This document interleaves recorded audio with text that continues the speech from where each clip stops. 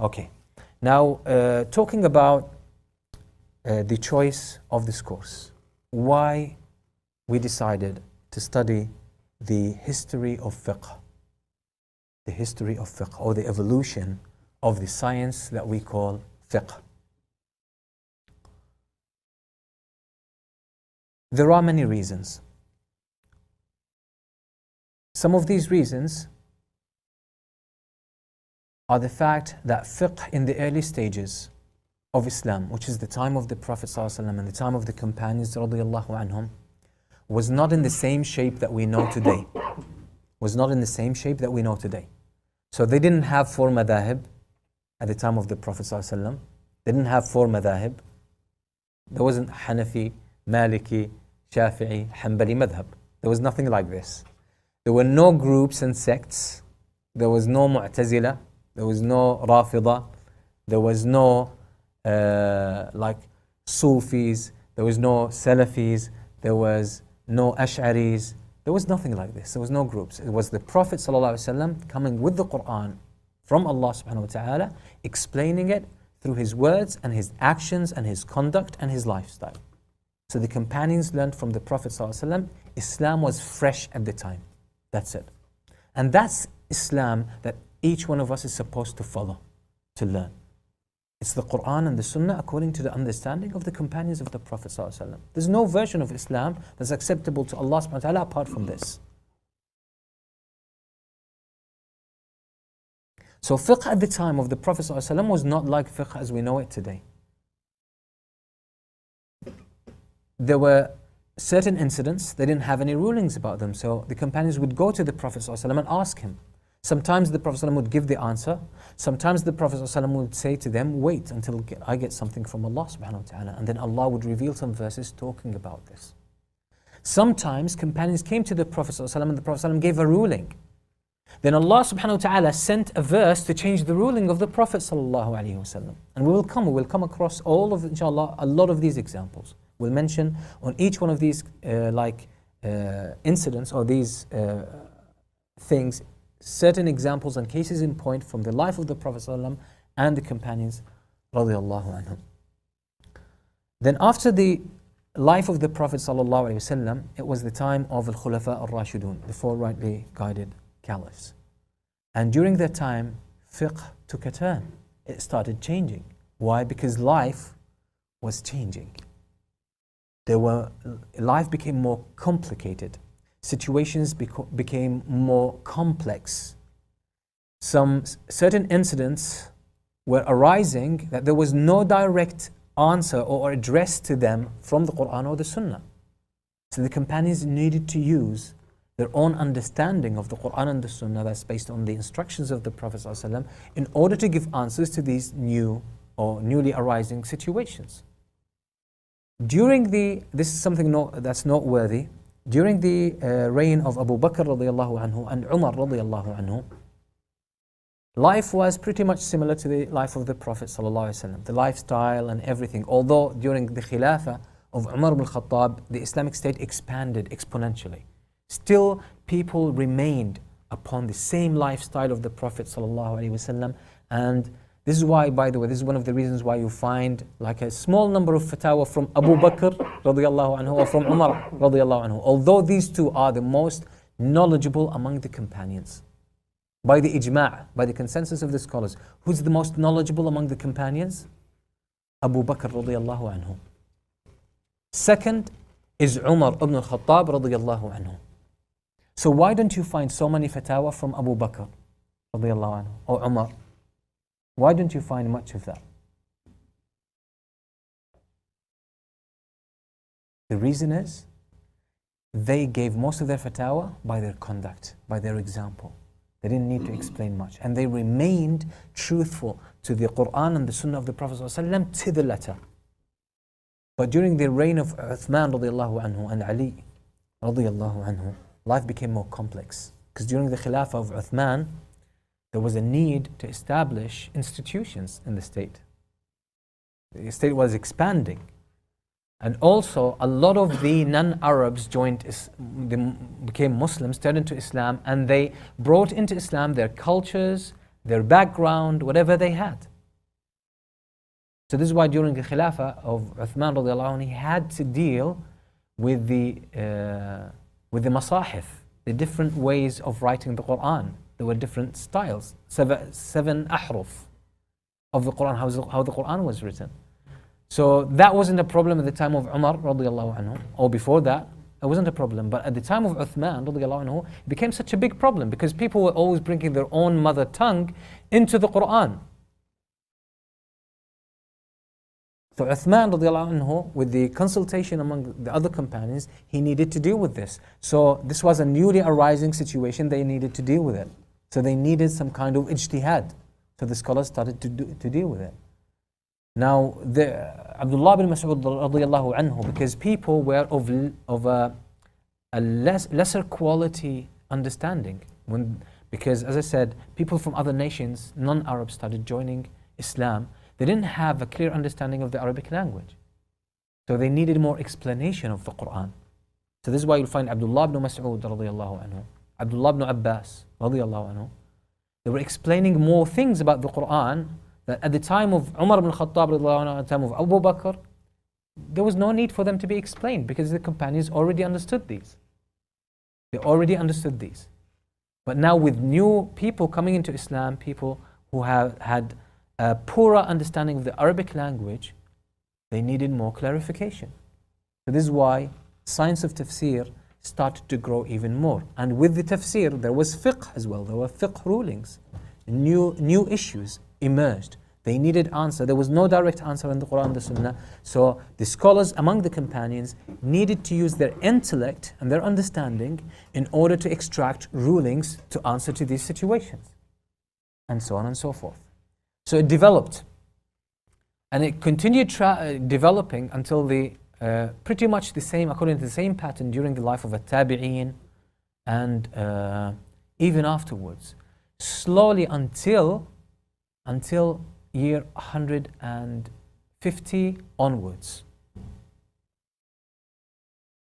Imam Abu Hanifa was first, then Imam Malik, then Imam al-Shafi'i, then Imam Ahmad bin Hanbal. And during these times there were other madhahib. For example, there was Sufyan al-Thawri. Sufyan al-Thawri was one of the greatest scholars, and he had a madhab. In Egypt there was Al-Layth ibn Sa'd. Al-Layth ibn Sa'd, he had a madhab. What does madhab mean? These scholars tried as much as possible to collect the hadith of the Prophet ﷺ, which was not, there was no Bukhari, there was no Muslim, there was no Tirmidhi, no Abu Dawood, no Nasa'i, no Ibn Majah. Even Imam Ahmad was the latest among these scholars. Musnad Imam Ahmad. So the books of hadith were not really known. There were small parchments like Sahifat Wahb ibn Munabbih. That was just one of the early small parchments, a small collection of a hadith. Among the first collections of hadith was Muwatta al-Imam Malik. Was the Muwatta of al-Imam Malik. That was among the first compilations of hadith.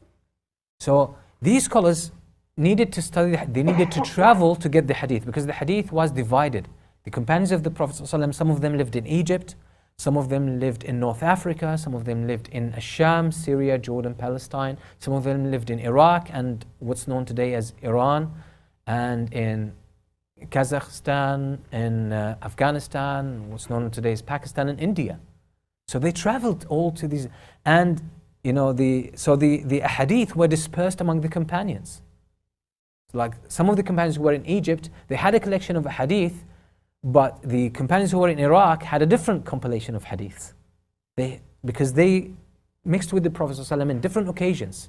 So they did not collect all the hadith from the Prophet ﷺ. They heard a certain number, this companion heard a certain number, this companion heard a certain number, and so on and so forth. So the hadith were dispersed among all these lands. So anyone who wanted, and you can't get a ruling from one hadith or one verse. You can't. You have to get all the verses that are relevant to this issue that you're dealing with. You have to get all the hadith that are relevant to this issue that you're dealing with so that you can come with a ruling. You can come with a ruling. And that's the mistake that some of the young students of knowledge now, or the beginning students of knowledge, even if they are not young today, they learn some hadith here and there, and they think with one hadith or one verse they can come up with a ruling. That's a huge mistake. That's a methodological mistake. That's not how we learn Islam. That's not how we learn Islam. This is why one of the, there's the principles or the maxims of fiqh, al-qawa'id al-fiqhiyya. These are important rules that govern the body of fiqh. There are 5 major ones. Some scholars argue there are 6 major ones. And they say the 6th is what they call, they say al-i'mal awla min al-ihmal. Al-i'mal awla min al-ihmal. That means using and utilizing all the evidence has precedence and priority over ignoring some of them. What does that mean? That means when you're dealing with an issue, you need to get all the evidence, all the textual evidence that pertains to this specific case. You cannot ignore other evidence. You cannot ignore other evidence. For example, we won't keep it abstract. And this is an issue of debate among the scholars. And by the way, in this course, we will delve into certain issues that you will find the scholars have differed about. Although maybe you think the ruling you know is the one and only correct ruling. So we will delve into certain rulings and it will show you how the scholars differed, why they differed, and how we should deal with this difference. Some of these issues will be a bit sensitive to some of you, but there's no problem with that. That's actually it's a good sign, because that means now you're, instead of dealing with these issues at a surface level, you're dealing at a deeper level and you're seeing how the scholars actually deal with these things. So it shows a growth. If you feel uncomfortable, it shows now you are growing in terms of this specific issue. One of the issues is, for example, the Prophet ﷺ نهى عن الشرب واقفا. The Prophet ﷺ, he advised against drinking while standing up.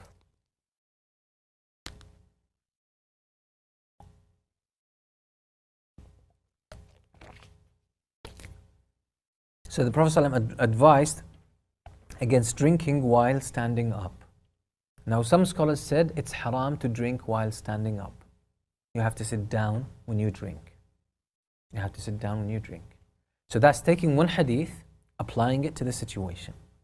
You see someone standing up and they're drinking, say it's haram. Okay. Now looking more into the sunnah of the Prophet ﷺ, we will see that there were incidents where the Prophet ﷺ himself drank water when he was standing up. What does this mean? The Prophet ﷺ himself was drinking when he was standing up. For example, in Hajj, in Arafah. In Arafah, the Prophet ﷺ was narrated that the skin container of the water was on the back of a camel. So the Prophet ﷺ was standing and he put his mouth on the top of it and he was drinking water. He was sucking water from it. He was standing. Another incident, the Prophet ﷺ was in the house of Salama radiyallahu anha, and the water container was hanging, so the Prophet ﷺ also drank from it. So some scholars said, since the Prophet ﷺ advised against it, نهى رسول الله عن الشرب واقفا, but he himself ﷺ did it, that shows this prohibition or this advising not to drink while standing is not for tahreem, is not to make it haram, but to make it makruh. Like it's disliked in Islam. It's disliked. It's not haram, it's not a sin, but it's better not to do it. So it's better to drink while seated. A third group of scholars came about and they said no. We have to consider the hadith more carefully.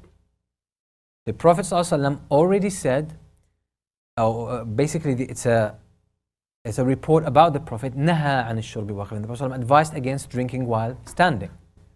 And we see that the Prophet ﷺ himself drank when he was standing. And we see other ahadith even preventing. He said, whoever drinks while he was standing, then shaitan has been drinking with him. And in Sahih Muslim, the Prophet ﷺ saw someone was drinking, and he said, when he was standing, he said, أَتُحِبُّ أَن يَشْرَبَ مَعَكَ الْهِرْ. would you like that a cat drinks with you at the same time? In English probably doesn't make so much sense, but in the Arabic language, it's despicable. Like you're drinking and a cat starts drinking with you. So it lowers you to the level of animal. It's a cultural thing. Puts you down to the level of an animal, right? So the Prophet ﷺ said, أَتُحِبُّ أَنْ يَشْرَبَ مَعَكَ الْهِرْ? Would you like a cat to drink with you from the same container at the same time? He said no. So obviously you can see it was for an Arab, he took offense at that time. The Prophet ﷺ said, لَقَدْ شَرِبَ مَعَكَ مَنْ هُوَ شَرٌّ مِنَ الْهِرْ. Something worse than a cat was drinking with you. That was shaitan. So they said that's a strong kind of language. So it's not only disliked, there's something there. So they investigated the ahadith where the Prophet, so they studied all the ahadith where the Prophet ﷺ drank when he was standing, and they found out that actually, for example in Arafah, when he was standing, the container was so heavy and it was difficult for the Prophet ﷺ to bring it down and start drinking, and then even if you put it down, how are you going to get the water out of it? It needs to be up, so the water flows down to your mouth. And similarly in the house of Salama when it was hanging. So they investigated all these ahadith and they realized when the Prophet ﷺ drank when he was standing, there was a need for it. شَرِبَ وَاقِفًا لِحَاجَةٍ. There was a need for it. It was impractical for him to drink, seated when it was hanging, when the container was hanging. So they said, it's essentially haram to drink when you are standing. Okay, it's essentially haram. But if there is discomfort for you to drink while seated, you can drink while standing. And this shows you that collecting all of these evidence that pertains to one subject helps you arrive at, inshallah, the most correct opinion. Okay? So why did we get here? It was basically because some people learn one hadith or one verse, or they hear the opinion of one scholar, and now all of a sudden they want to convert everyone to that opinion, to their understanding. Anyone who contradicts their understanding or the opinion of their shaykh is contradicting the hadith, contradicting the Quran, he's making a sin.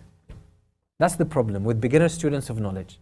Not all of them, but some people are just so audacious and so daring, trying to force their opinion on other people. Let's take another opinion, another case. It's here that sometimes, and other masajid, sometimes someone who's been in a gangster, who's been in drugs, alcohol, women, a lot of the bad things you can think about, that you know and you hear about. And at some stage, something happens in the life of this person and he wants to come closer to Allah subhanahu wa ta'ala. They want to come closer to Allah subhanahu wa ta'ala. So they start coming to the masjid. They start praying. The very first times they're praying in the masjid, someone approaches them harshly and he says, "Why are your pants below your ankles? Your prayer is invalid. Don't you know it's haram?" And they tell them off. They tell them off. This person never comes back to the masjid. I personally know someone, when he was 16 years old, subhanAllah, his mother was a Muslim and she got married to a non-Muslim. His father was non-Muslim, but she didn't know much about Islam. She was just a Muslim by name. When she went to the UK, she migrated to the UK, she lived in the UK, she married a non-Muslim. She was a Muslim. She didn't know it was haram for her. And this child was born, now he was 16 years old. He knows from his mother a little bit about Islam. So for some reason, Allah guides his heart, he wants to become a Muslim. He says, my mother's roots are Muslims, I want to be Muslim. He goes to the masjid, Islam appeals to him, he starts practicing Islam. There was, at the time, there was the water dispenser, and he fills up his cup and he starts drinking water. He was standing up. Someone slaps him on his neck, at the back of his neck. He tells me this story. And he says, drink when you're seated. It's haram to drink when you're standing up. He was 16 years old.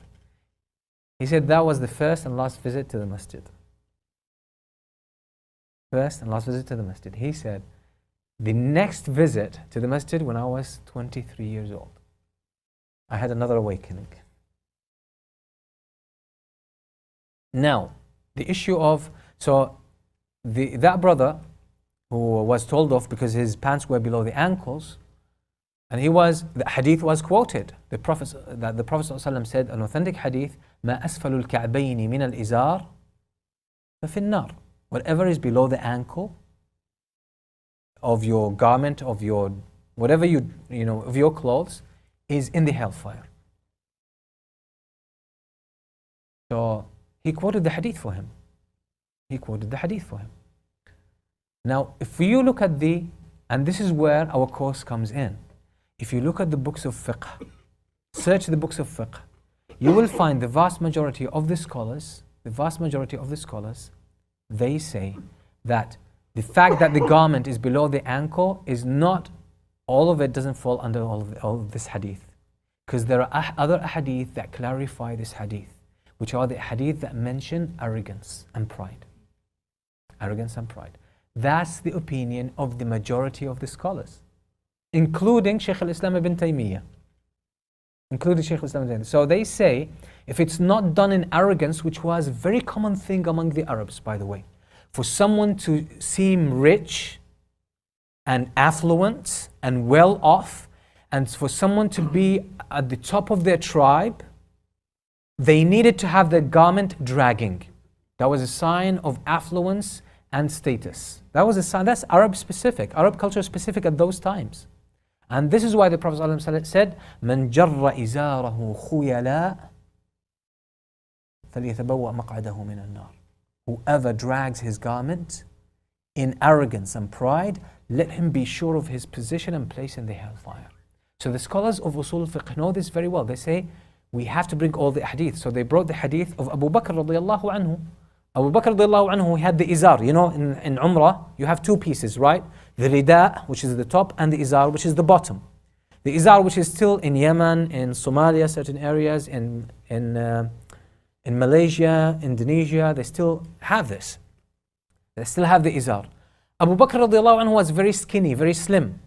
So he would make his izar, but he would make it above his ankles, but still his izar would slip. Because he's so, like he had no waist, simply, that's it. So it's still, slipped down, his izar, and would go below his ankles. So he said to the Prophet, when he heard the Prophet ﷺ say, مَنْ جَرَّ إِزَارَهُ خُيَلَا, whoever drags or he has his garment below his ankles in pride, then let him be sure of his place in the hellfire. So he came to the Prophet and he said, Ya Rasulullah, inna izari yastarkhi ahyan. My izar slips down because I'm so skinny, like I'm so thin. I have no waist. The Prophet said, La alayk. There's no harm on you. فَإِنَّكَ لَسْتَ مِمَّنْ يَفْعَلُهُ خُيَلَاءً. You are not of those who make it out of pride. So the majority of the scholars, they brought this, all of these hadith pertaining to this, and they know what we call in Usul al-Fiqh al-Mutlaq and al-Muqayyad. Mutlaq, an open text. It's open. That includes almost everything. Whoever does this, then he's in the hellfire. So anyone who does this. But there will come another hadith that will give another condition or another qualifying factor to limit the application of this first text. Limit this first text. And this is what they call mutlaq, open text, muqayyad, a limiting text. Open and limited. When you put them together, you get the right context. Otherwise, you would not be doing what Allah subhanahu wa ta'ala intends behind the verse or what the Prophet ﷺ intends behind this, the hadith. But yet, there are scholars who say, no. The statements of the Prophet, we have statements from the Prophet ﷺ that say that it's prohibited, that the garment is below the ankle is prohibited when it is done in pride. But we have other texts that say that it's prohibited and they don't mention that condition, which is pride and arrogance. So we'll still treat this separate, as a separate ruling, and this as a separate ruling. And this is a very strong opinion, by the way. It's not a weak opinion. If you look, anyone who studied fiqh and usul al-fiqh and he studied both opinions, he knows that both opinions have a strong merit. And it's not easy to actually give one preference over the other. This is why the scholars have differed about this. The scholars, and that's the problem with some beginner students of knowledge. They say, like the madhahib, go against the hadith. That's a false accusation. Someone who says this will have to stand and answer before Allah subhanahu wa ta'ala. That's a very open, dangerous statement. It's not like this. The scholars of the madhahib, they have a lot of text together. Sometimes, yes, the madhab could contradict the clear text. That's right. But these are limited incidents. The scholars do not contradict the evidence, the contextual evidence. They don't contradict it. For the most part of them, they don't do this. But what they do is they know text you never heard of. And when they bring them together, there is a new context that is created that you are unaware of. And unless you know this, you will accuse them that they have contradicted the Quran and the Sunnah.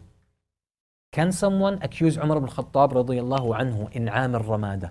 Am al-Ramada, 17th year of Hijrah, when there was a drought.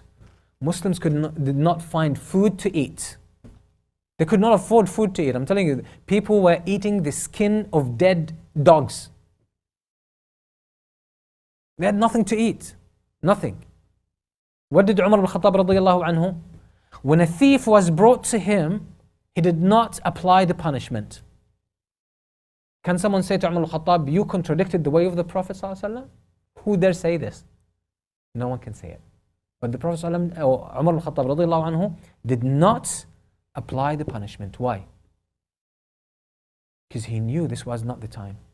He knew that people stole out of necessity, not to die. If someone stole, it was just to survive. And when you are in that state, you are allowed to eat what's haram. You know, in the Quran, you can eat, pork. You can eat a dead animal in that time. There's no harm on that kind of thing. Why? Because darura, it's a necessity, a darura. So Umar al-Khattab understood this. So Umar al-Khattab radiallahu anhu, he knew if he applied the punishment, he would be contradicting the will of Allah. And that's what we call fiqh. Now, this helps us move into understanding, inshallah, the context of our course. So the evolution or the story or the history. The evolution of fiqh refers to the historical development and interpretation of Islamic jurisprudence over time. It encompasses the process by which Islamic scholars derive legal rulings from the Quran, Hadith, sayings and action of the Prophet Muhammad sallallahu alaihi wasallam, ijma and qiyas to address new societal issues and context. Tulad na lamang ng yung pag-inom ng nakatayo. Ano nga bang ruling noon? Kung ang ibang madhab or ayon sa napanood ko kanina, ang ibang rulings nila ay haram. Ang iba naman ay makruh. So, at gaya na rin nung sa lalaki, yung pantalon ng mga lalaki na hanggang sa tainga ng paa. Kung ano nga ba ang rulings noon nung nagsasala. So, yun lang.